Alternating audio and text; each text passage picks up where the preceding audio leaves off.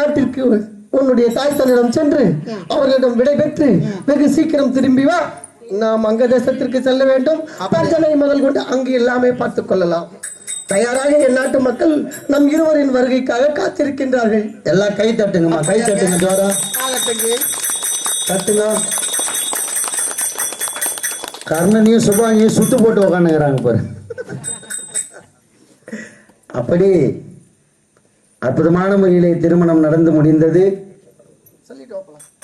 அப்பா செல்லம், தங்கம், கண்ணே, உன்னை விட்டு எனக்கு போறதுக்கே மனசு வரலப்பா. நீ அழுவாதிரி தங்கம். என்ன பண்றது, புடிச்சு கொடுத்துட்டேன். நீ போய் அங்க தாண்டி வாழ்ந்து ஆகணும். ஏதோ வருஷத்துக்கு ஒரு முறையோ 6 மாசத்துக்கு ஒரு முறையோ வந்து அப்பனை பார்த்துட்டு போடி தங்கம். அப்பா எங்கேன்னு போக மாட்டேன். உன் பக்கத்துல இந்த மாப்பிள்ளை வீட்டோட மாப்பிள்ளைய வச்சுக்கப்பா.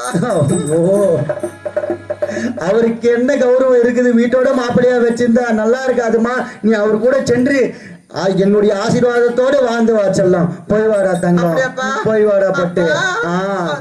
ஆண்டா போடா.